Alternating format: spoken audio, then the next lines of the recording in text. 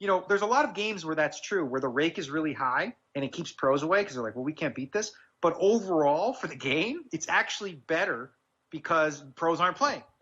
I just thought I'd grab a beer just in case it got a little heated later on when we started talking about the rake.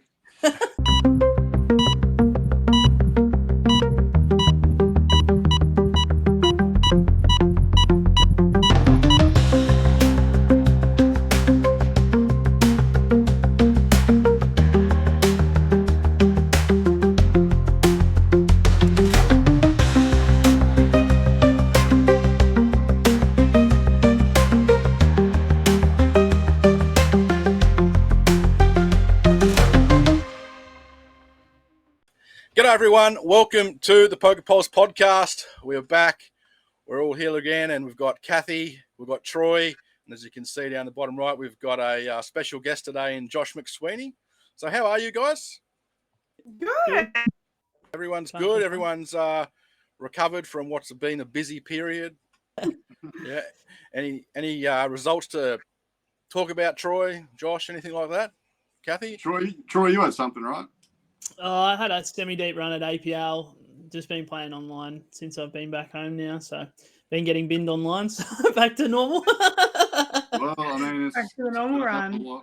Yeah, I had a couple of little results at APL, a few min caches, sat a lot into the main and the Jackstar, but couldn't convert it. So welcome to the podcast. We've obviously just had the massive APL Million Series. The other thing that we did was we celebrated our first birthday, didn't we, as a podcast? We did. It was actually about a year ago at the players' party at the last APL Million. Kathy and I sat down and had a chat, didn't we? And Good chat. I just thought I don't know, I've never really spoken to you before, and we just started talking, and then next thing you know, the Poker Pulse podcast was born. You never know what's going to happen over a bottle of wine. Yeah, we thought we'd have a crack, didn't we? I could see Yeah. how passionate you were about it, and we just needed someone else to join it, so we ended up with Troy and Half your luck. our resident pro. It's a good mix. I like Yeah, it. I don't know if you guys or just me, but I had quite a few people pop up to me at the APL Million and have a chat, or even at the table, and Yeah. so they do watch the podcast, or they've seen it recently and they're going back to watch the few episodes. And last episode with the APL with Joel and Jackie was quite popular too. We got 1,200 views. Anyone come up to you at the series, Troy? Yeah, I got heaps of people that kind of acted like I know them, but I was like, how you doing? Which is good. I liked it, but yeah, if I didn't know your name or something, don't take offense. It was just a lot of people coming up and saying g'day. Yeah, that was quite good. We got a lot of good feedback, I found, mainly positive too, and they said they loved it, they appreciated it. It's quite gratifying, Obviously, it does take a fair bit of work to put this together whenever we can, and we enjoy doing it. So as long as people keep listening, we'll keep doing it. Troy, you got your Poker Pulse hoodie on today, is that right? Yep, sure do. Yeah. Did see a couple of Poker Pulse hoodies at the APL Million as well, and there's actually a doctor that came up to me.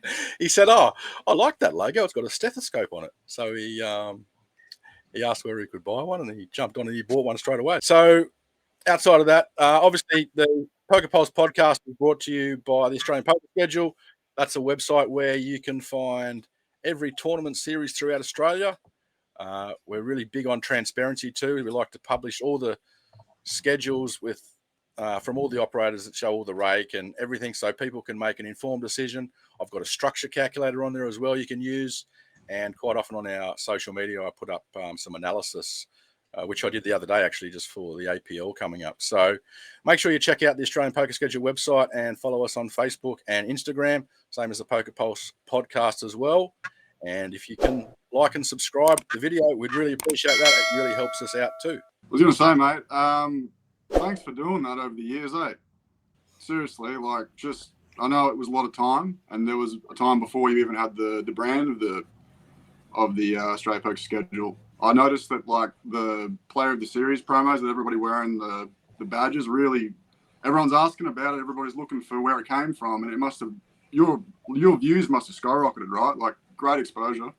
Yeah, for sure. I check out that. It obviously, really peaks up when we've got a big series like that, because everyone's sort of looking for information, and they both want to find the schedules and the structures in an easy to find place. They know they can rely on my site to do that. And then obviously that game of fantasy we have got plenty of interest. That was a lot of fun to run as well. Obviously, we did that at the APL Million. Yeah, so I appreciate that, Josh, and I do get a lot of feedback about it. I quite just, it's all about, I started it because, I like to see transparency, and there's so much poker these days. You sort of need somewhere where you can rely to get information and sort of, unbiased as well, and just puts up the facts and, transparency and all that. Yes, I do partner with a few of the operators in that, as they want me to promote their series, but, I explain to them that I only partner with them if they're fully transparent. So, yeah, I see it with APL, it's terrific. Yeah, as you can see, like quite a lot of the operators now, they put up a full player's guide with all of that information in it. So, yeah, let's get into it. I wanted to start off by asking our guest, as I usually do, how you got into poker, Josh. You're obviously one of the top pros that anyone who's been playing poker in the last 10 years or so around Australia would have seen you on the felt. Even overseas, they would have seen some reporting on you at the World Series and all that. So just want to see how it all sort of started. Yeah, it's funny. I kind of, it took a few hours the other day to try and like go back in time and figure out how it all happened. And I wrote a bit of something and it was like super wordy, and I was like, fuck it, this is never going to work. So I fed it into like ChatGPT, and it's just like summarized it and just shredded me.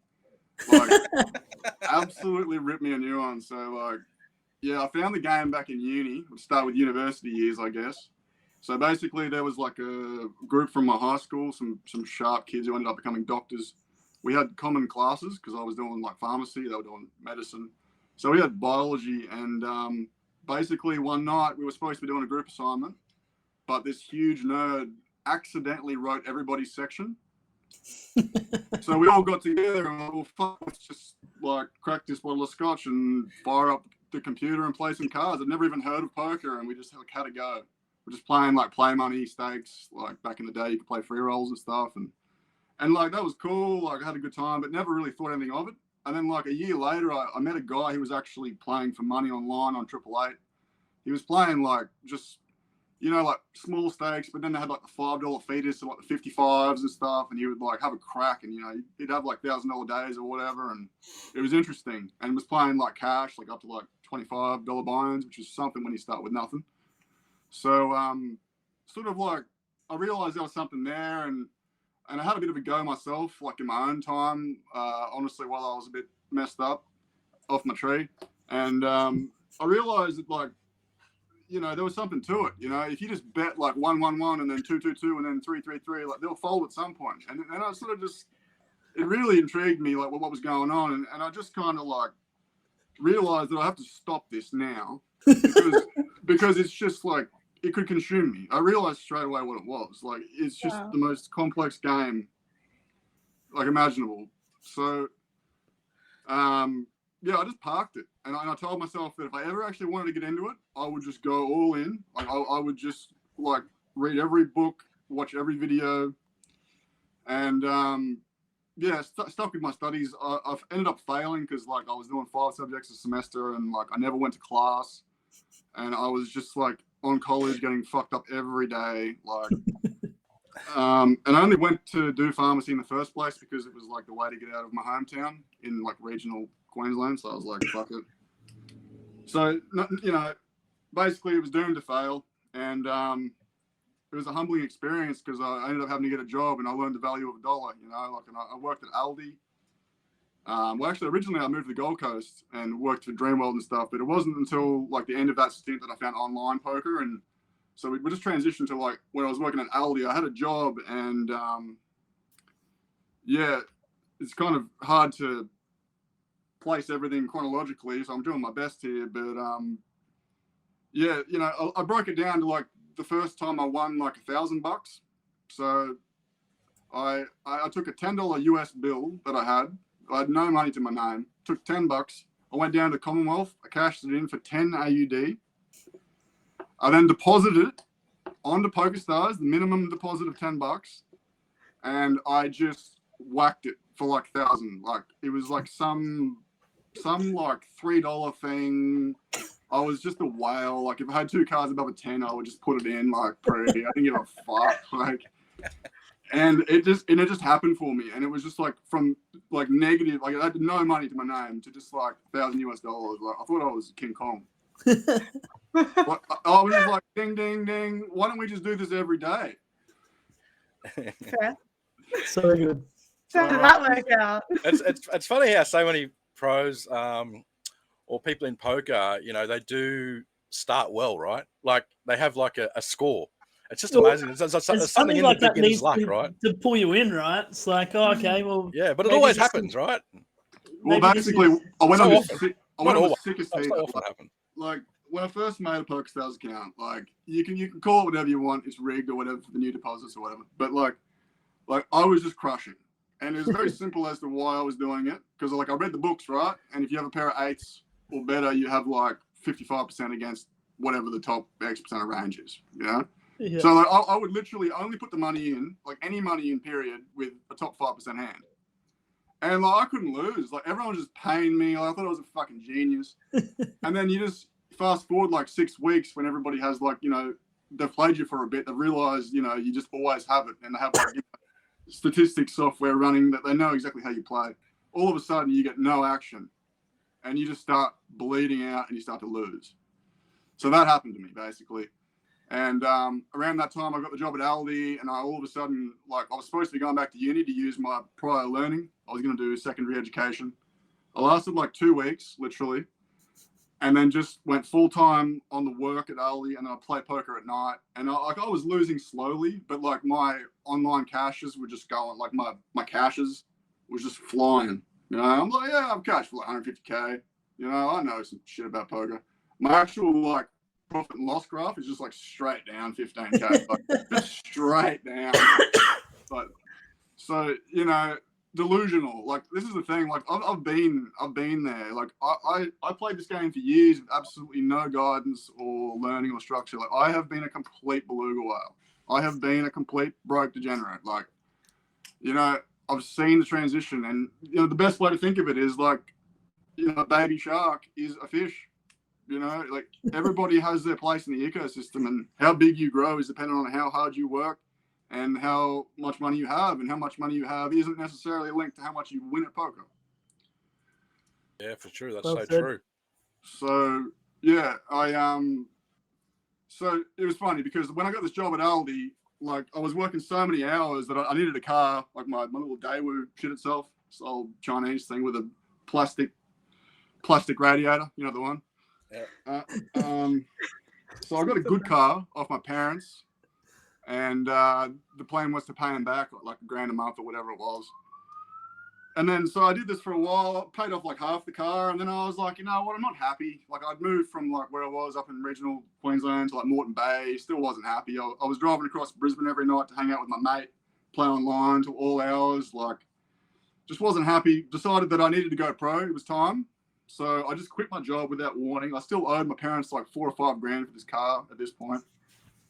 And I'm out there battling in the big 550 every night. You know, I'm loading up all of the tournaments, like more tournaments than I can handle. Like I'm just clicking buttons. Like it's all about the volume, they reckon. So let's just reg everything.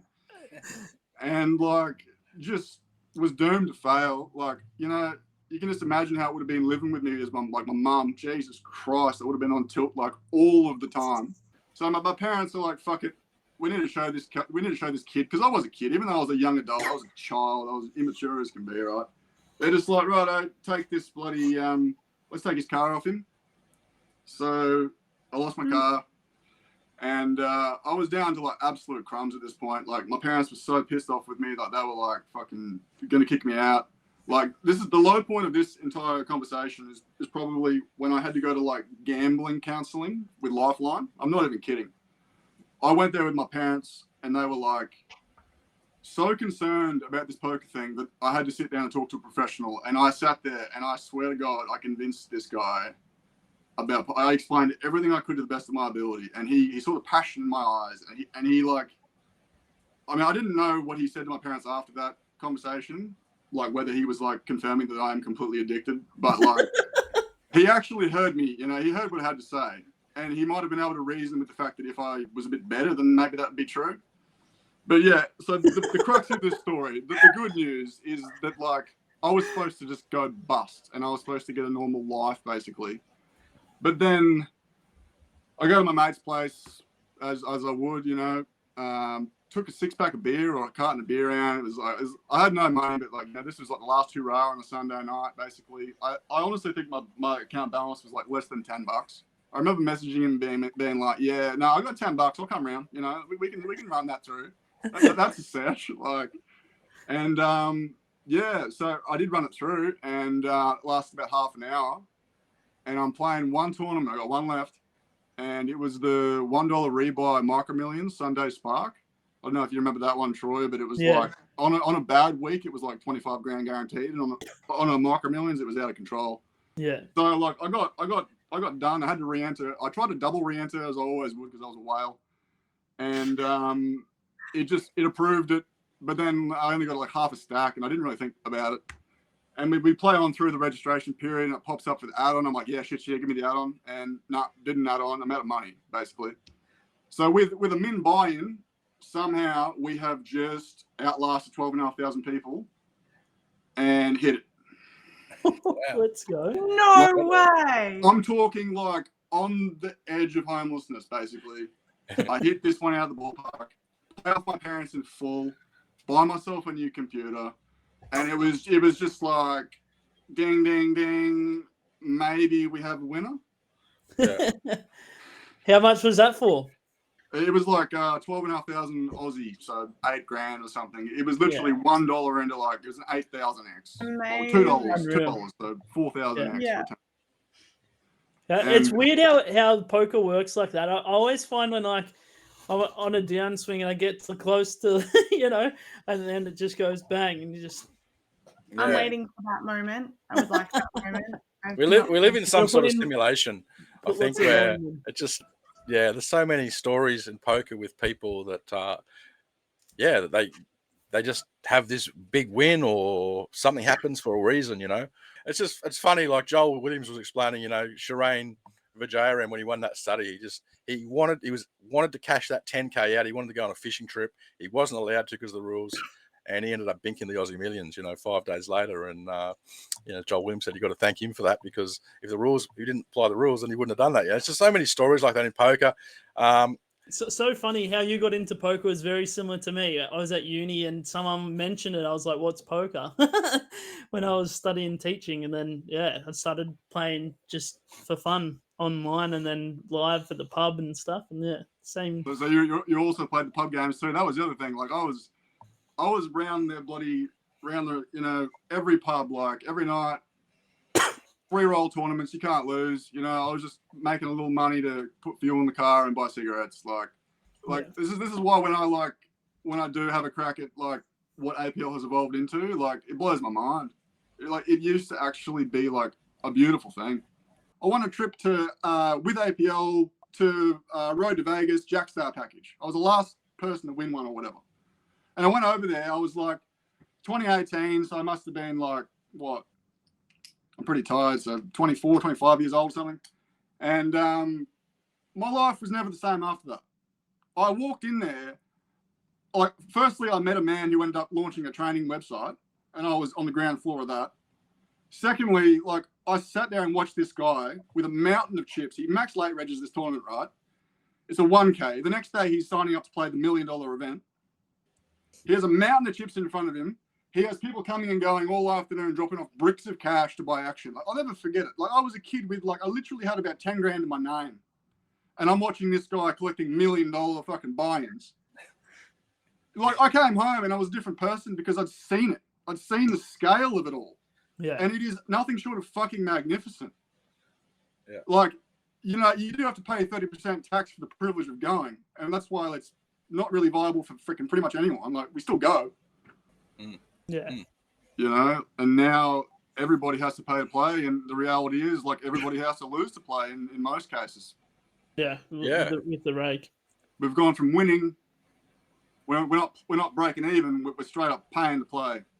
Like, Yeah, well, let's sort of talk about the APL Million a bit. I just wanted to sort of do a bit of a wrap up of the series, or a roundup, or whatever you want to call it. We obviously had the APL Million 2025 APL Million at Southport Sharks in August through to the start of September. It was $4.4 million main event they ended up getting.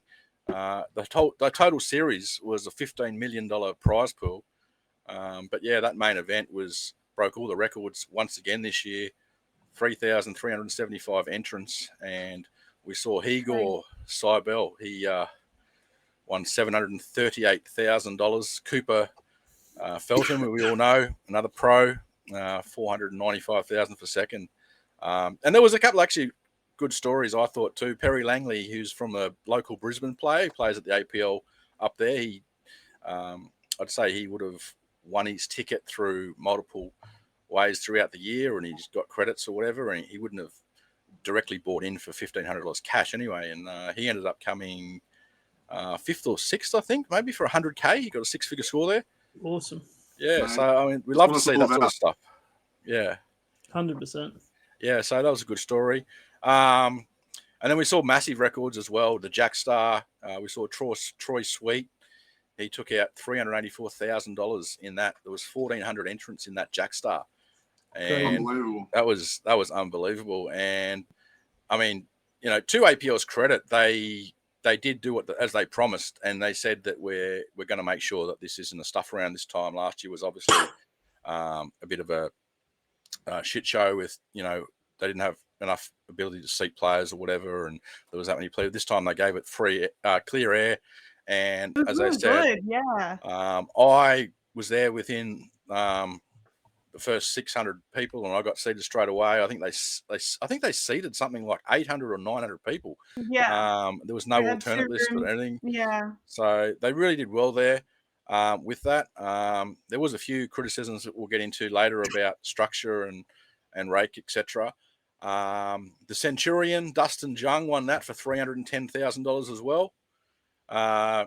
Dustin Jung's a local Gold Coast guy. He plays more. I think I've seen him play at the Star, at the casino, and various pub games as well. And so it was a huge spin up from him. I'm not sure if he saddled in or he bought in or staked or whatever.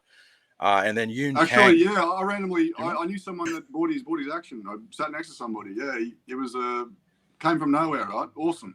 Loved it. Yeah, he wasn't even going to play. I heard a story that he wasn't going to play, and then someone convinced him to, and they're like, "Oh, I'll buy a percentage," and he's like, "All right, I'll play," and then everything happens for a reason. ended up thinking it. Yeah, I mean, Dustin, he's certainly not a pro. Don't quote me, but it's something like that. Yeah, he's not a full-time pro at all, you know, and he's just, you know, a recreational player that's obviously, you know, got some skills there, and someone backed him and helped put him in, and he got $300,000 for him and his backers, so that was good. Yoon Kang, he won the 5K, and Armon Van Wyk, he got second. I think they did some sort of heads-up deal. Yoon Kang took $286,000, and Armon got $206,000. So that was another huge event. I think they got something like how many runners they get in that, Troy? You know, two. I can't even remember now. It's the 200 and I think about 240 odd. I think it was the same as last year. Yeah, I think it was. Yeah, I actually have a couple of things to add to that. I thought it was great to see APL.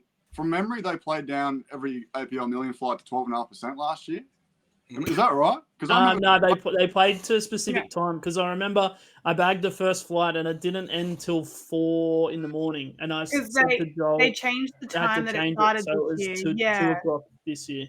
So it was the same structure, because I put in 9 bullets last year. It was the same tournament. Yeah. Okay. Yeah. I didn't even make day 2. So. You're talking about the main event, Josh? Yeah. So the big difference they did there is they previously last year they started the flights at 6, and you didn't end up bagging until 4 or 350 or something. 4. And if you just missed the bagging, you ended up playing to 3:30 in the morning for nothing, you know. So this year they brought all that forward a couple of hours, so that was a huge improvement. They actually did really well in terms of seating and alternates in that as well. Obviously, the last few flights, which were manic, there was alternates and other events running on in that. But overall, I thought they did. It was a huge improvement. The Jackstar and the main as promised. I guess the only thing was, so they had the same venue as they did last year, which they knew was, you know, at capacity. They did get that extra room back with that restaurant that had closed down, and they had some tables in there. But then I think they increased the number of events by about at least 10 or 15%. So 91 events over that series. Just keeps growing. Yeah, they sort of created a bit of another problem for themselves and some players with alternates at various days and that. But look, I guess I was an alternate in a self-dealt, just in a crazy pineapple. Just they literally did not have tables. Like, that wasn't too uncommon as well. I played a few self-dealt ones, and I was an alternate for a bit as well. Yeah. But there's a lot of people there, right? So I think they also had a lot of dealers that were sick, to be fair. That is true. Exactly. As well as a lot of players that were still rocking up sick. That sickness that was going around, and so there was a few things like that happened, and you can't really blame them for that. Oh, we've got a pet in the room. Here we go. We've just oh, you don't know if you can see. She's just up out of nowhere. This is Molly May, a little red heeler. I thought you might have had I was thinking you might have had a toy poodle or something. I was like, no. No, I didn't. That's a pretty cool dog. Got the same hair color. It's good. I like the matching. The ginger beard. Yep, that's all. I didn't have a shave today, and you're matching too. Try to show it off, So still represented. I was going to say, how good was it? Just as a side note, to see 4 different tournaments running at the same time. Like, obviously you could start dividing walls. You could have their own different PA systems. There's a gazillion things you could do. You could get Jay Huey's own throne. You could do so many things to improve the series.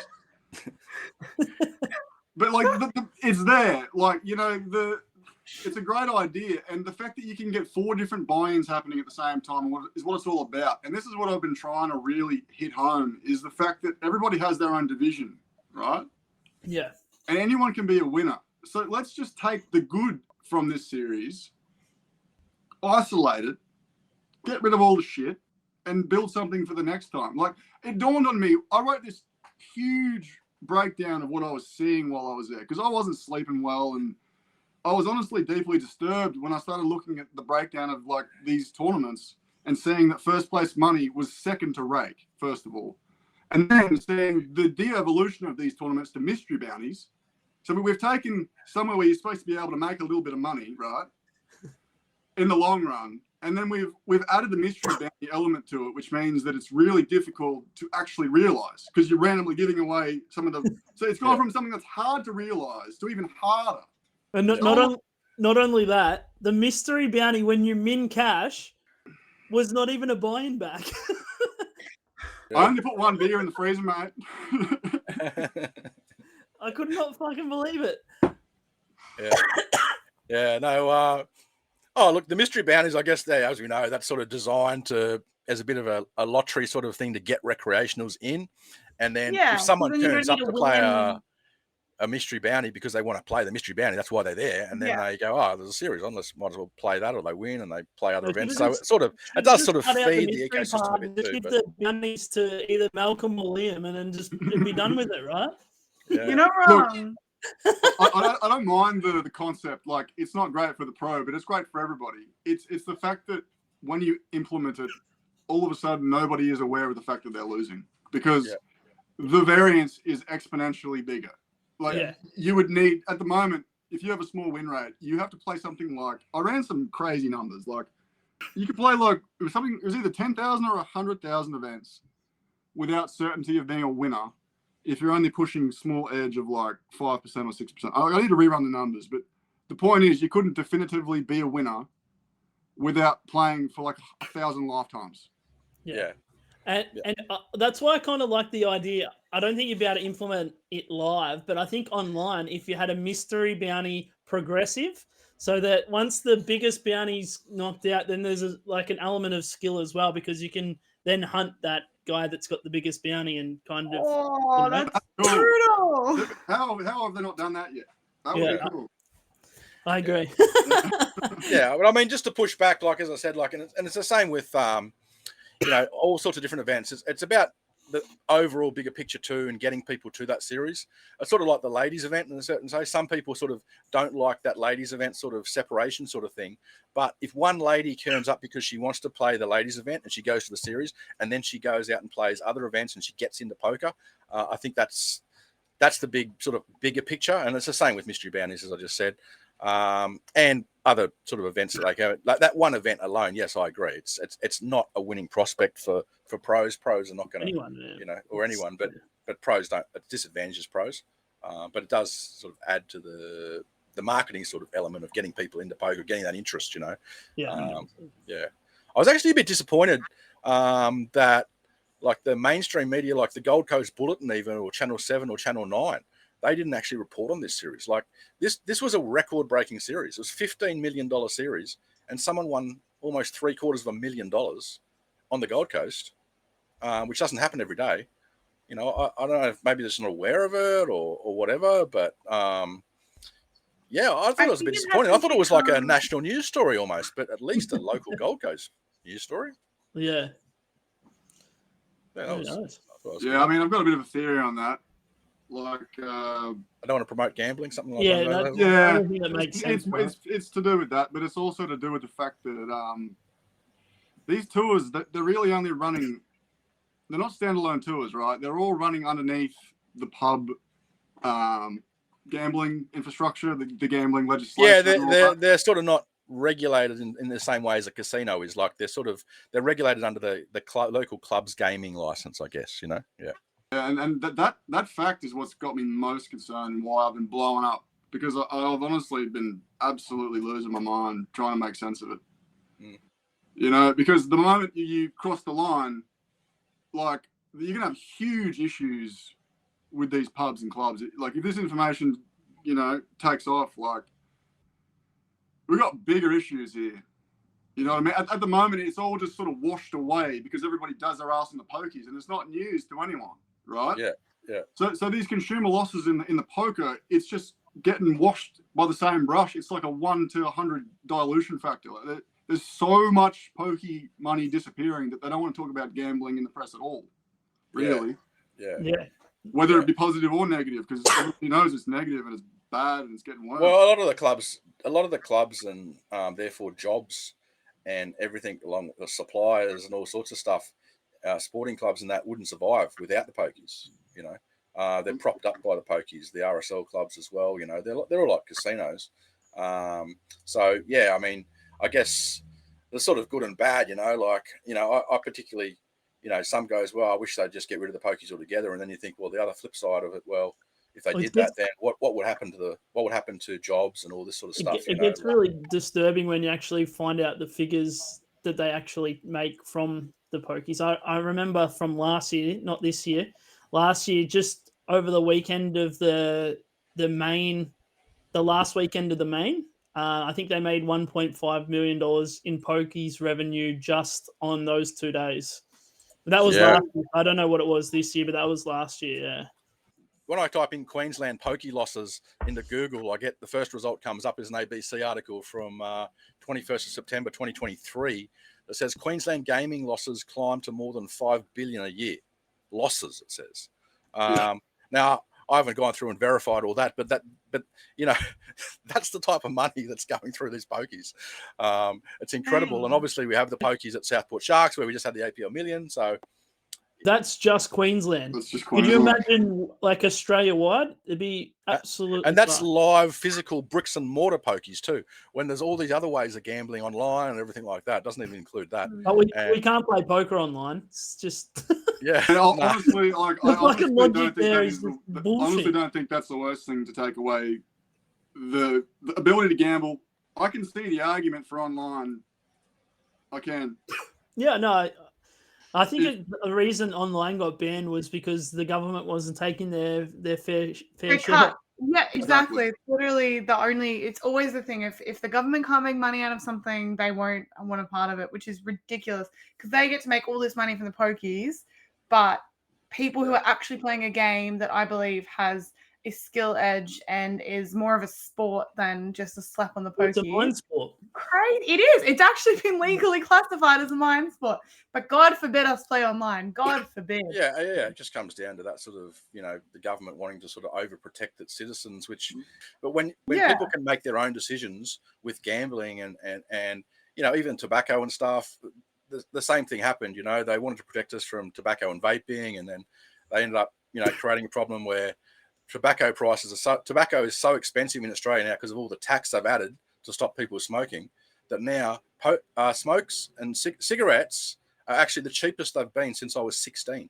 I can now get a packet for $10, but the government gets none of that revenue because it's all on the black market. So it's so many of these things where the government just sort of steps in to protect. They don't actually understand the full thing. They're not in the real world. And so they just make decisions from a boardroom or from a parliament or an office or whatever. And yeah, it just. So the thing is, say they were looking into poker back in the day, right? They've opened up one of these sites, and then in the corner, it has literally just gone, click here to go to the online freaking progressive jackpot, or like top left corner, come play some blackjack.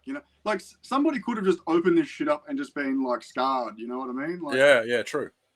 It's all, unfortunately, we haven't been able to segregate poker from gambling. Like worldwide, but especially here. I mean, in the States, where the infrastructure is set up in a way where you can buy in for any amount, literally. It's there. If you have the money, you can play, right? Yeah. But the catch is, you'll have to be a tax-paying citizen, and you will have to register as a professional gambler, which is a thing there. You know what I mean? Like over here, we just had this weird and wacky grey area, which is kind of good in one direction, and then fucking awful in another, and exploitable in the other, It kind of sucks, but because it kind of makes all online poker in Australia unregulated, and because poker players are always going to play, right? Poker players are always going away. That's the thing. People so now find a way to play. It's not. Yeah, I can fire up a VPN when I get off the podcast and jump on it and play poker. I can contact a friend and say, "Hey, you have to fly to New Zealand to play, right?" Well, yeah, you got to fly to New Zealand. Yeah. That's how I don't. Yeah. I can message a mate and say, "Oh, you run a poker club. I want to play some poker tonight. What games you got on?" And I can play, right? So it's just, and again, that's completely unregulated. Now, I don't sort of like doing that in many cases because I know that it's not as locked down and regulated as the ones overseas, like the GG pokers and all that sort of stuff. I guess my major issue with online nowadays is that it's not a fair fight. Like, you've already got the disparity between like pros and recreationals, but once you start adding in the fact that it's basically an open book exam, this is how I like to think of it. Poker is an exam. Online is an open book exam. Yep. Yeah. The biggest nerd doesn't have to be the best player. They will win the most money online. And that's why live poker will never die. You know what I mean? Yeah. That's why it's such a beautiful thing, because it is true, fair competition. Yeah, it is. It's a real battle, mind versus mind. Yeah, and there's so much depth to the game as well. Like, there's so many different ways that a hand can go just with single hand, and live, you've got all the tells, you've got physical body language, you've got the conversation and just the social element as well. It's such a good game, live poker. But you were talking about how it'll never die. And I think the risk with poker, something that will kill a game is if it becomes not beatable, right? So, well, I should say should never die. Yeah. And the assumption is that if I make games, the assumption. Yeah, and if I make a quick analogy, right, with roulette, that's the analogy I like to make. So, roulette, 35 to 1 straight up on a single number. Whether it was 1-0, they then put 2 zeros, they put 3 zeros. At some point, you put enough zeros on the thing, and people will stop playing, right? Or will they? It's like, 000 roulette, the house edge is about 7.5%. 4 zeros goes to 10%. You could put 38 zeros on the thing as well. I reckon you still get some degenerates that want to play, and until they sort of realize, hey, every $100 that you turn over on this table, the house is taking $85, rather than the other way around, So we've started having the conversation about what is a reasonable roulette game. Yeah. Not a break-even roulette game. Yeah. What is a reasonable fucking loss rate? Exactly, right? Yeah. Yeah, that's right. And then we sort of start talking about poker, which is a zero-sum game, and if the rake is reasonable, people can beat it, right? But there is a point that if the rake gets to a certain amount, then the game is no longer sustainable. Nobody can possibly win. Assuming the structure You know, it's the relationship between the rate Yes, and you're the right. structure. That's right. Right? Yes. So players have a win there is rate. math. The math breaks at a certain point, and I just want everybody to know who's listening. The math has broken officially.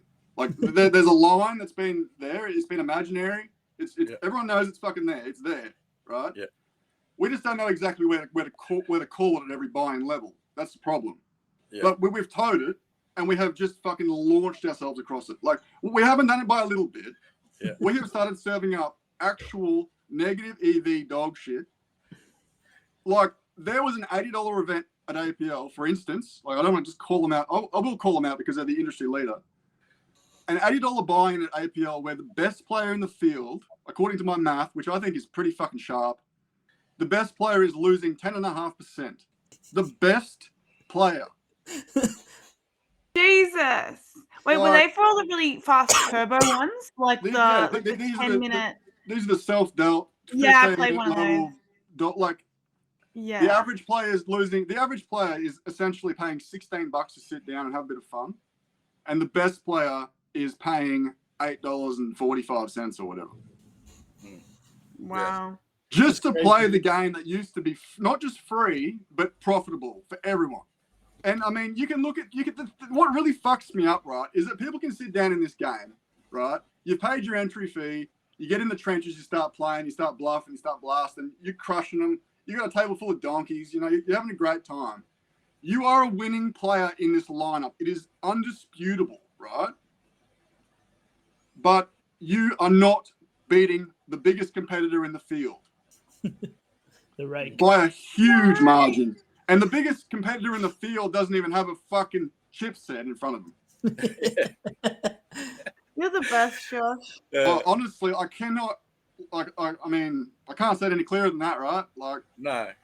I mean, look, the pushback that I'd say is a few things.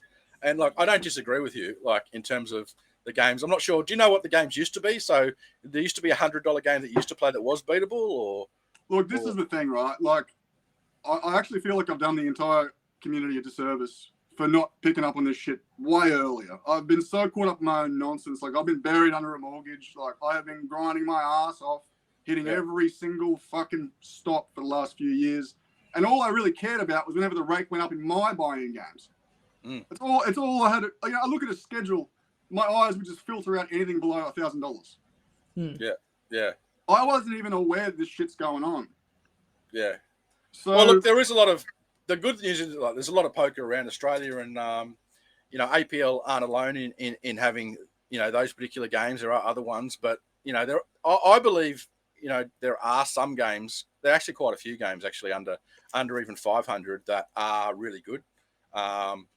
One particular one that I always highlight, and as a self-dealt, as a recreational player, I don't mind the self-dealt streets, and I reckon it's the best self-dealt game under $200 in Australia, and that's the APL's Classic, right, where they have 30-minute blinds, right? So it's 180. It's 100. I think it's 150 plus 30.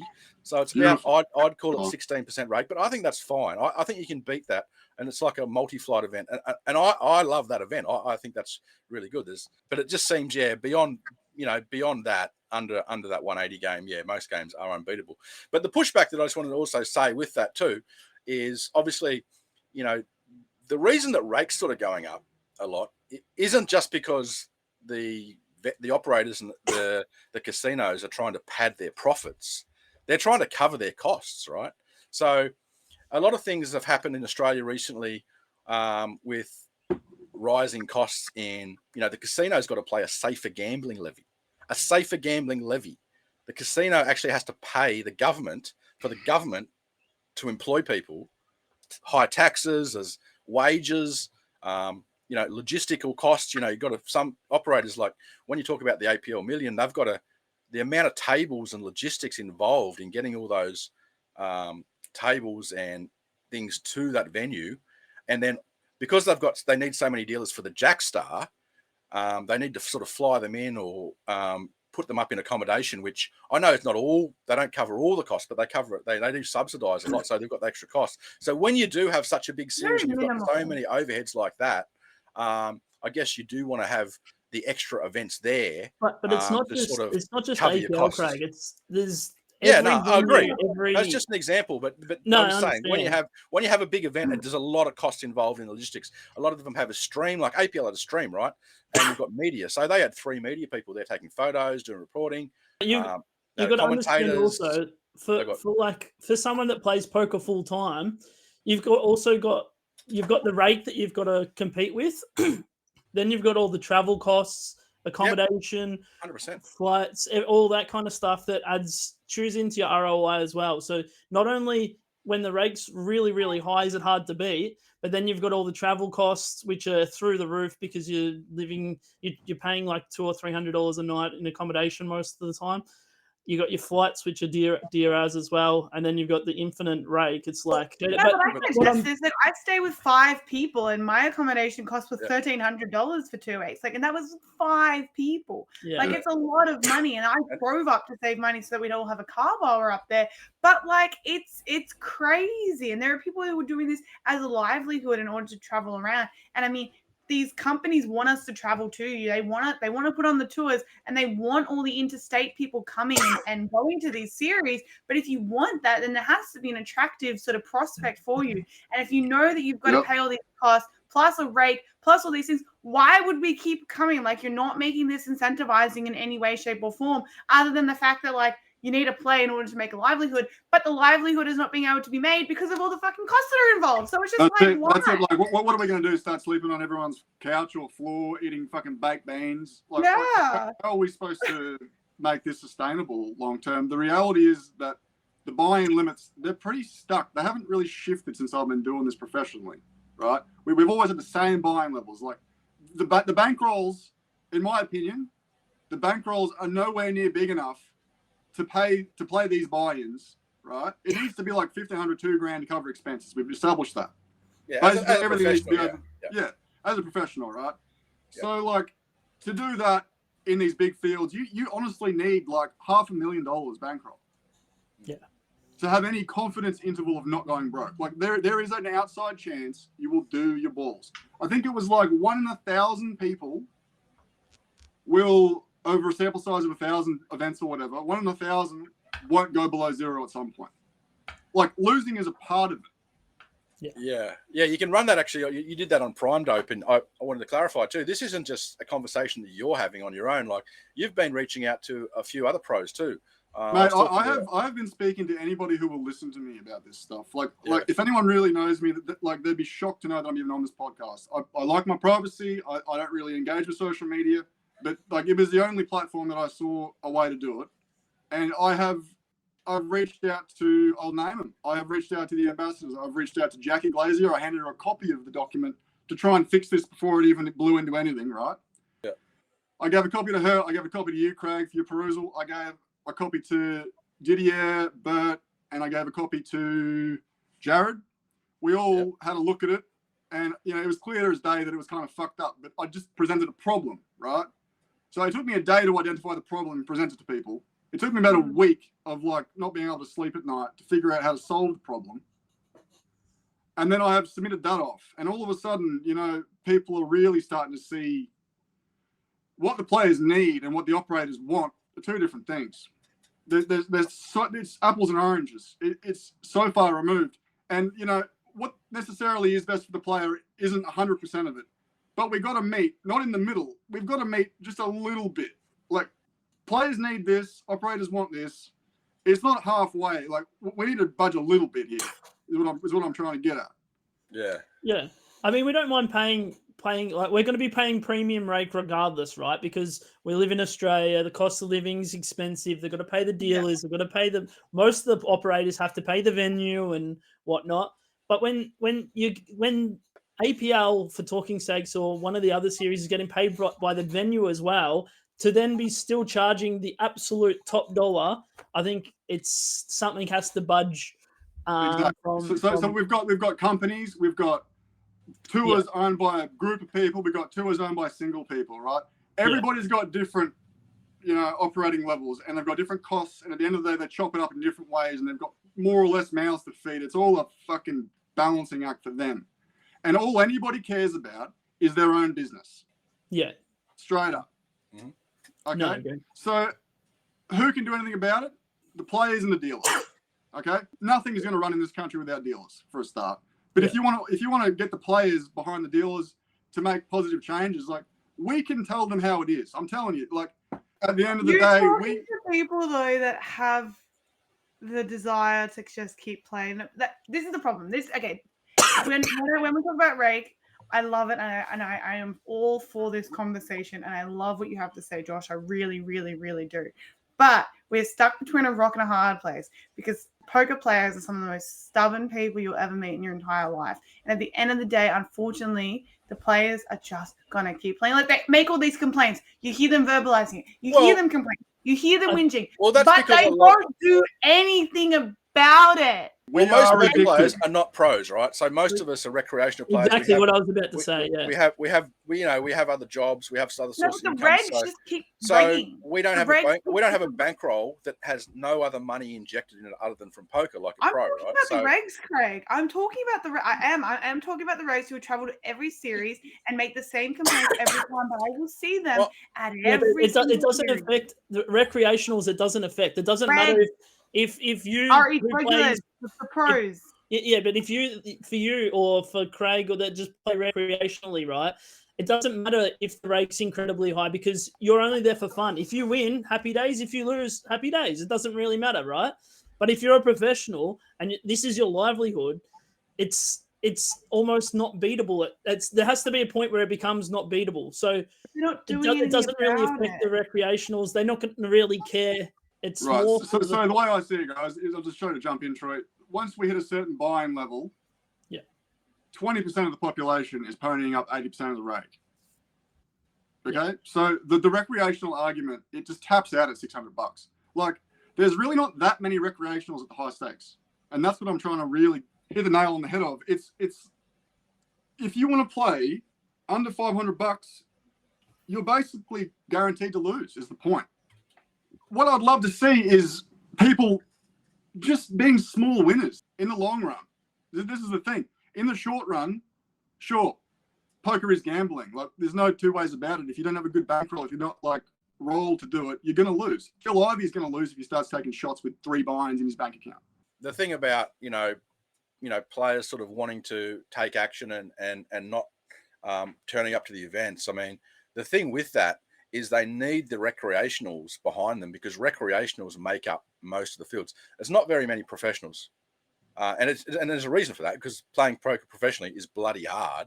It takes a lot of resilience and you've got to do the work, right? So obviously recreationals make up most of the fields. Okay, maybe not in the 2.5Ks and 5Ks, 10Ks. I'll tell you right now, the 2.5K had 700 and something runners. I can tell you probably 2% of that field was professional. Yeah, they reckon it's I heard pros saying the 5K that the APL Millions is the softest 5K in Australia. I wanted to sort of also talk a bit about not just the rake, but the structure. The Jackstar, while it was obviously run very well, everyone is seated. I noticed, and quite a few other players noticed as well, the average stack got down to around 12 big blinds, I think, confirmed when I sat down and was speaking to Hamish Crawshaw when we actually played the main event flight. He was on my table and I sort of asked him about it. He said, yeah, when we got down to 3 tables, 12 big blind average, he said that wasn't ideal. He ended up finishing 3rd in the event. The reason for that is obviously, poker's a complex game. But, to make my point, if you play flips, it's very not complicated, right? You're forced all in every hand. And if you play super deep, then you have like a much larger game tree where you have 3 bets, 4 bets, 5 bets, 6 bets. You have, flops, turns, rivers, all this sorts of stuff. But if you bring that game down to a 12 big blind average stack, there's literally snap fold, right? Skill level, right? So you take a lot of the skill out. So what do you guys think about that? Do you think, we could do anything there? It wasn't only that one. I remember I was in the middle of another tournament. I looked over and there was a final table, or it might have been I sent it on Facebook. And the average chip stack was 6 big blinds.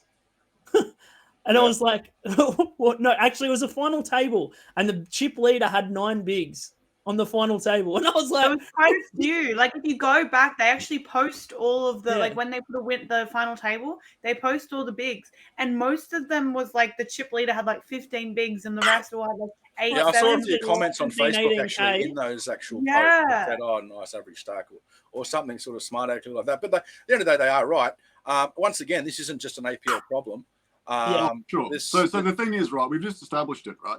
Case in point, the real difference between a good and a great player is closing, right? Yeah. So the moment you give people a structure like that, it's anyone's game. Yeah. Yeah. So ROI, bottom line, ROI just plummets in a structure like that. Yeah. Like you can run all the sims you want or whatever. You cannot possibly justify taking the same rake out of the Jackstar as you do the APL Million. Yeah. You just can't. It's a 3-day tournament versus a 2-day tournament. I don't want to throw shade, but I'm just saying, you got to think about these things. The profitability of the average player in the Jackstar versus the APL Million, like I would honestly guess, you could probably get twice the ROI out of the APL Million. Yeah. Yeah. for Oh sure. yeah. The APL Million is I really like that structure. It's the best structure in the best tournament in the Southern Hemisphere. I'll say it out loud. Yeah. Definitely in terms of value, the amount of sellout qualifiers, the prize pool, the field, it's an incredible tournament. But yeah, getting back to some of the other tournaments. So, with the solution, what do you feel about blind rollbacks and sort of that sort of thing? Do you think that could improve? I had that some of these conversation with events? you guys earlier in the week, and I think that's the only way around it. If they've got these dog shit structures or whatever, then if the average blind levels when you get to the FT is below X amount, then the blind rollback happens. Like especially for something like the Jackstar, you're paying. What were they playing for? 320,000, and the average chip stacks on the final table was. I think the biggest stack had 20 bigs with 6 left. I was like, what the fuck is going on here? Wasn't it like 400? They do it online. Troy Sweet won $384,000. There you go. Yeah. Yeah. So I mean, like, how can you justify we're paying the top level rake, and we're paying for $380,000, And it's a shootout. It's just a punt fest. I'm glad you brought that up because, like, what's really getting me going, aside from the fact that overseas they're scaling with fair rake, they're scaling into like, the equivalent of 5,000 to 15,000 Australian dollar buy-ins. Like they're hitting that kind of level. Yeah. I've played them all. I've played the World Series. I've played EPT. I've sat with 90-minute levels in EPTs. I've sat with 2-hour levels at the World Series. And the reality is the rake is basically the same as they're trying to charge in a 5K turbo at the casino, 30-minute blinds, $400 rake. Like, we're talking about a tournament that lasts like 5 or 6 days, charging the same amount of fee as something that is over in a day. Yeah. It's just fucking unbelievable, mate. Yeah, I'm glad you corrected that point. That's your main point, right? The issue, the cost of running a tournament from a 1 day versus a 5 day as well, because you've got to be careful when you're talking about overseas versus, Australia. Obviously, there's so many different variables in terms of wages and costs and all that sort of stuff. But you're talking oranges versus oranges in terms of rake versus a 1 day tournament versus a 5 day tournament, right? A 5 day tournament, you can justify more rake. Of course. Yeah. Better structures deserve more rake, but they're trying to justify that we've got good structures here with the rake level, but it's not at all. I don't even know how they can justify raking these self-dealt stuff. Like, I understand you've got to get. I understand you've got to get the tables there, and you've got to pay the venue that pays you to have the play. Like, I mean, there has to be a point where, like, there has to be some leeway for self-dealt events to, like, it's just stupid. So we can find solutions, right? Like, I think the clearest day to me is self-dealt day ones in these small ones. That's not crazy, chat. You get everybody close to the money. You come back with like 25% of the field left. You have dealers. You have shot clocks. Monkey business on the bubble, and you can make those things run fast. Like with a shot clock, I don't know how every tour isn't using a shot clock. We've got some money-hungry individuals who have no idea about tournament duration. That was my next solution. So when I talked about blind rollbacks, obviously, the shot clock. That's another thing that can improve it, because the structure no longer drags on as long, right? So a lot of the reasons why you get short when you have 3 tables left is because that bubble drags on and on and on. You've got people tanking. Don't get me started about the bubble. You got the clock being called multiple times, but the reason, I'm not sure what the reason is, but the TDs will not go hand for hand in some situations. In Asia, right? But sorry, just let me cut you off for 2 seconds. In Asia, as soon as there's 8 people till in the money, they pause the tournament for 2 minutes, give everyone no, they might not even pause it. They give everyone a shot clock. Each table gets a shot clock, and it's you got a 15-second pre-flop shot clock, and then post-flop it's 30 seconds, I think. And until you're in the money, then once you're in the money, it's all good. Like, so that's the solution that they've come up with. I like the innovation. Yeah. I think you need 1 or 2 time banks, just because you get time banks. Sorry, I've been in those scenarios where it's fucking raise, and that's on you, and you got 15 seconds. It's like, ooh, yeah. Sorry, you do get. I think you get 4 time banks. Well, that's all. That's more than enough. Yeah. Yeah, maybe 2, maybe 4. And then some of the tournaments they keep the shot clock in from then on, and then others they just take them out, and it just continues. But there's no like in one of the tournaments, I can't even remember what it was. I kind of just was at the table and I said to them, I had a really big stack. So I was like, I'm just going to warn you now, if you take like an excessive amount of time, I'm going to call the clock, because I don't normally call the clock on people. And then because it's very disadvantageous if you've got a big stack. And I said, if I was in your position and I had a short stack, I would be doing the exact same thing as you are. But I'm just warning you that I'm going to call the clock if you take too long. And then, yeah. But I still had people that were... Of course. I mean, everybody has different motivations. I mean, sometimes you're on a table where everyone's short, and it's just like, all right, boys, let's all coast into the money. I'll take 10 seconds, you take 15. Next time I'll take 15, you take 10, buddy. Like, it's just the way of the world. It has to be standardized, right? The bubbles are always going to be a pain in the ass. It's always going to be time consuming.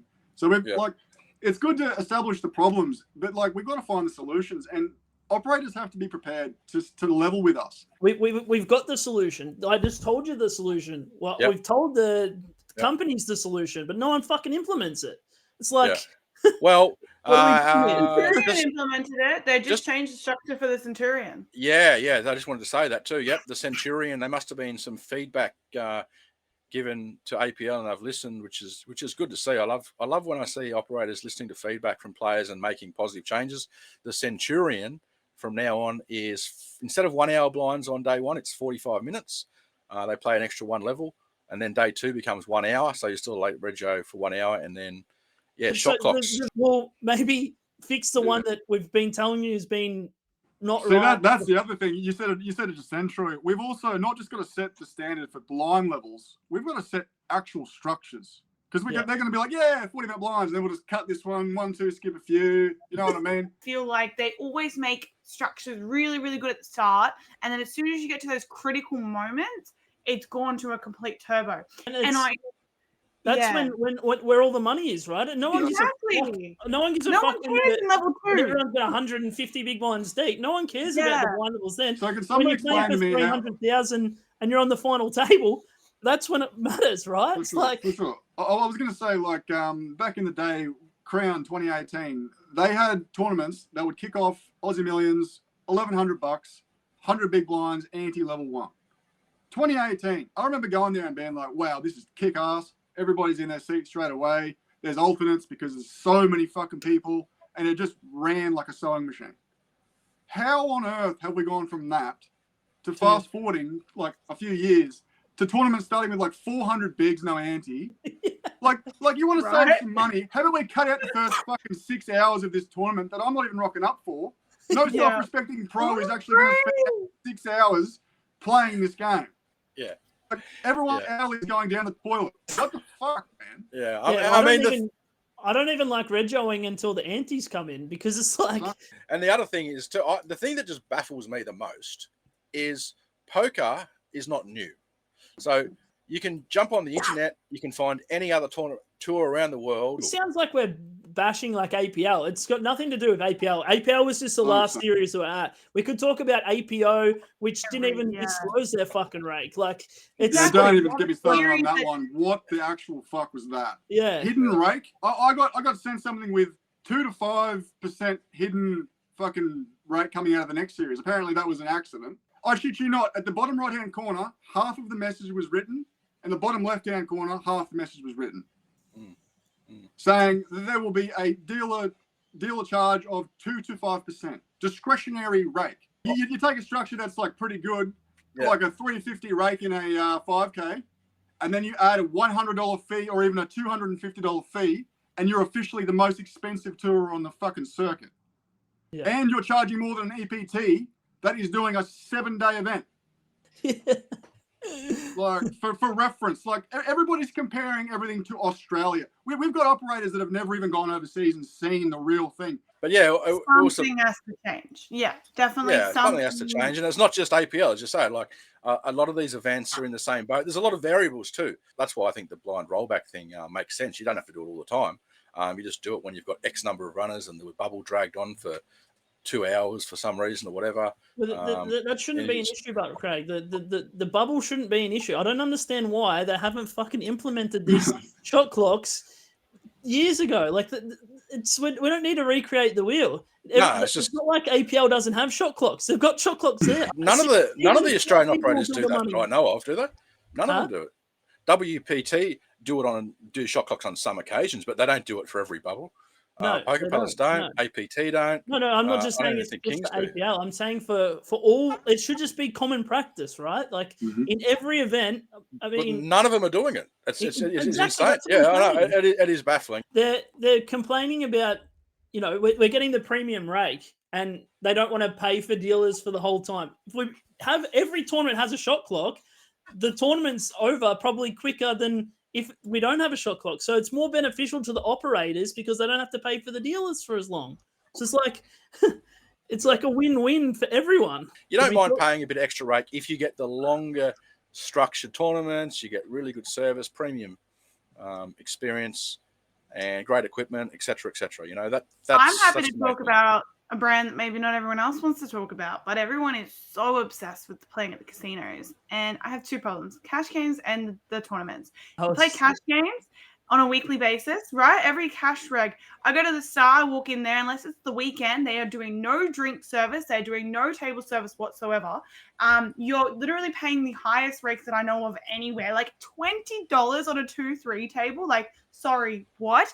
And what am I paying for? What am I getting? I'm getting nothing. Like, it's an unwinnable game where I'm not even getting a service. I'm not even able to get drinks at a casino. Then we want to talk about the tournaments that are about to come up with WPT. I was looking at them because I'm wanting to play, and I was thinking about the fact that they've got tournaments that have 12-minute blind levels, and it's like you what? 12-minute blind levels, some of them, and I understand it's like turbo, but then I don't think the rate justifies that at all. What about Crean's satellite for the Aussie Millions? What was the actual buy-in? How was it written? What's the prize pool versus the rake? So it's $85 with $29 rake. Unbelievable. And the fucked up part is, right, this is what really gets me going, is the fact that they're not even paying out cash. They're paying out a ticket in 6 months or whatever, in some cases. They can take that money, they can invest it and earn money in the interim, right? Yeah. And then when they actually do give you that money in 6 months' time, they're 100% taking their cut from registration fee. Yeah. So it's just like they're creating the value, they're taking the money, they're earning money on the money, and they take the money from you in 6 months' time. I sort of wanted to just quickly change course. So, Josh, just quickly, I wanted to ask you just about a couple of career highlight for you, pretty much. Would that be the WPT Prime early this year, or as one of your biggest wins? I think my career highlight would have to be the $1 Micro Millions in 2015. Yeah. Closely followed by the 1100 at Tweed Heads for a whopping 12K. Yeah. I think I played that event. I was fucking struggling. I think I might have actually stacked you, Craig. You did. Ace-7 versus Ace-8 on 8-7 deuce or something. Yeah. But in all seriousness, yeah, like I've just been incredibly lucky with poker when it mattered. And those two scores, I was very like in a very bad place just before that 1K at the Tweed. Like I was trying to grind cash games live and just getting wrecked by the rake at Treasury, unsurprisingly, and also wasn't actually winning that much too, which doesn't help when you have a small win rate. Your graph is going to look pretty shit unless you're lucky. Yeah, that's the reality of it. Yeah. So I really needed to win there, and I did, and it just kick-started the fire in me to keep working on tournaments, and then like I mean, I've had some very lucky results this year, but I wouldn't consider those to be anywhere near my biggest spots. Like I've honestly closed at like the lowest buy-ins I've played, so the upside is much higher potentially. But I'm obviously incredibly grateful. Like I ran like Jesus, like. And before we sort of wrap up too, I wanted to because there's a upcoming series coming up at Stacked in Adelaide, who run some really good poker down there, I've heard. And you, from experience, you were down there and you won the main event. Was that last year? I think so. Yep. Still starting to blur together, but yeah, I've been there a couple times. I would like to go back, but they just didn't have anything really big this time. So it's when you're traveling and you've got to cover the costs, you kind of really need to have a 5K. Yeah. Like it covers so much of it. So but yeah, I would highly recommend it to anyone. And it's a terrific place, great venue. They got like the full like pub vibes. You got great bar staff, and go say good day to Andrew Michael and Chairman. He's always in the cage. Crocky and Curly are always down there, and homegrown heroes there. Yeah, there's a lot of good players in Adelaide. Actually, it's probably a pretty one of the toughest places to play in terms of like the talent. You've got Armon, you've got Joe Sandeeve, obviously Hegor. Are you trying to sell people on this, Craig? Or? Well, I mean, crosses. As a recreational, I'd go down there just to, take my autograph book and that, It's amazing. Get a photo with the croc. And honestly, you can stay in the middle of town for bugger all if you're organised. It is such a great value stop. And it's the only place outside of a casino you can play cash games in Australia. Do you know how that works? I do. I spoke to him about that, actually. It is a grey area still, but there was a legal case, as I understand it, and the ruling was that it was allowed. So based on that precedent, it is now allowed in South Australia. Yeah. That's as I understand it. I don't quote me on that, but that's how I sort of did a bit of research about this sort of stuff. And you're right, they do play cash games down there as well, so you can get involved in that. And if you do play cash games, the hospitality, they're telling me, they provide you food and drinks and everything. So yeah, there's restaurants downstairs, so you just have your pick of whatever you want, and they'll sort it out for you on the break. It's honestly incredible. So. And the other thing I've never been to Adelaide, so it's on the to-do list. It's so close to you. You got to go, man. If you like wine too, or just eat like food, really nice fresh food. What you can do too is you can reach out to Stacked, and they will try and assist you and get a group together to go on one of those wine tours as well. If they can get 5 or 6 people that want to go on a wine tour together, it's obviously more cost effective that way. They can organise that sort of stuff for you as well. They just really love the region. They love South Australia. They love Adelaide. They love poker. They've got some really good players there as well, and a really good venue. So I'm looking forward to going down there at some stage too, because I haven't been to Adelaide for about 10 years. So. It's such a vibe. Like I remember going there the first time, and it was almost like irritating how friendly everybody was. I was like, "Fuck, I'm just trying to play," and they're all just like, geeing me up, and I'm just like, it was foreign. And like the older I get, the more I just look for fun poker. All right. Well, there's also I just wanted to quickly mention WPT Australia. The Mike Sexton's Cup is in Sydney, so keep an eye out for that. APL's got a series coming up at Kedron Park in Brisbane. That's an APLPT. It's a 300K guaranteed series from September 30 through to October 5th. They do have that 50K Centurion with that new structure that we talked about, where they've added the shot clocks in. It's 45-minute blinds on day 1 and 60-minute blinds on day 2 now. And then they've got the 100K Jackstar, which has got the same old structure, but if I was a betting man, and I'm a poker podcast, so there's a high chance I am, I reckon they'll be looking to improve that in the coming months as well. And then they go up to the Ville that series up there, the Ville 600. That's always they call that Poker in Paradise. Kathy loves it up there. It's a 300k guaranteed series, 150k guaranteed $600 main, and I believe that structure is actually really good too. The rake is I think it's 100 out of the 6, so it might be on the sort of higher side, but there is a player of the series, another thing up there, and it is more of a destination series, that one as well, I think. I would rate that one very highly, and I think some other things to consider about that one is if you're organised, it's like Adelaide, but it's even cheaper. Like if you can get a cheap flight, that's all you got to cover, because I've stayed there for bugger all. You know, in some cities you're paying $200, in some cities you're paying $100. So my advice to anyone out there who's trying to travel is just be smart about it, because if you don't run the numbers, like, life isn't going to be too pretty in the vast majority of cases, like 95% of the time. Like, if you're pushing a small win rate. Yeah, I'd imagine that the WPT Australia in Sydney, that wouldn't be a cheap stop. I'm not even going accommodation. I can't even justify going. Yeah, I looked into the accommodation, and I was going to go for the full series, and now I'm like 50-50 if I go for like the main and the last 4 or 5 days. Is what. Why is that? Based on the nightly accommodation rate or something? What is it? Well, you're going to be spending probably $3,000 to $5,000 on accommodation alone. Crazy. What for 10 nights? For the whole series, yeah. It's like $300 or $400 a night. Yeah. Yeah. This is why it's like, you know, these are the main barriers: is getting around, staying there, eating there for free, right? So operators need to help and find ways to make all these things viable for everyone. You know, I wouldn't have any issues with the current rake situation if we were all getting hotels. You know what I mean? Like, I'm not saying everybody, but everybody who's firing 2 weeks worth of series is averaging like $2,000 in buy-ins a day. Yeah, well, I mean, I want to sort of wrap up the show, but just in sort of summary, you know, we've sort of talked about the APL Million. We've talked about Josh's, you know, how he sort of got into poker. I thought that was quite interesting. And his career highlight. I was wrong. I thought it might have been his WPT Prime Trophy, but I didn't know about this $1 Micro Millions run-up. I wish I still had the little coin for it. Yeah. But you know, we've talked about the rake, we've talked about structures and stuff like that. We've mentioned quite a few different events, tournaments, and operators and so forth. So we hope you enjoyed the chat.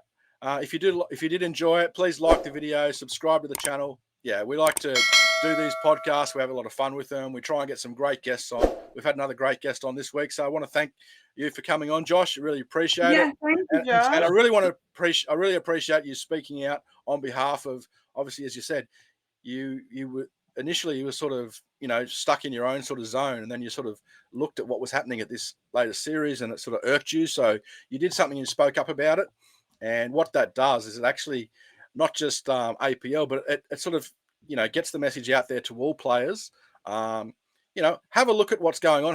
Think about what you're playing. Have a look at these things. Game selection is really important, right? That's sort of Josh's message. You know, there are options out there. You can jump on my site. I put up some analysis and stuff on my socials as well. I have a structure calculator there, as I mentioned before. Think about your bankroll. You can also reach out to other players as well and just have a discussion. And, of course, give feedback to operators and things that do, because it looks like a lot of them are listening. Poker Palace, as you mentioned, the APO, their rake wasn't shown, but recently their latest series, their Spring Carnival that's coming up, initially the rake was not completely disclosed on that. It had some just 2 or 5% sort of message down the bottom. Just the other day, they've posted their full structures now with the full rake fully transparently, and I love that. And so just feedback, and this isn't coming from me. This is coming from lots of other players. I listen to lots of players like professionals like Josh, like Didier, ambassadors from the brands, Jackie Glazier, Jared Thatcher. So all of these guys, that's what, you know, they're tasked as ambassadors, and pros like Josh represent the game really well, and they stick up for other players. So I really like that. So yeah, I want to thank Kathy and Troy. It's been guys. Fun. It's been a good episode. Podcast. So thanks, and Josh. Please subscribe. If you're listening, subscribe to the channel. We want to try and get to 1,000 subscribers. So if you're watching or listening, just click the subscribe button on YouTube, please. One button. Yeah. All right. Thanks for having me, guys. Thank Cheers, you. guys. Thank you. Thanks, guys. Thank you.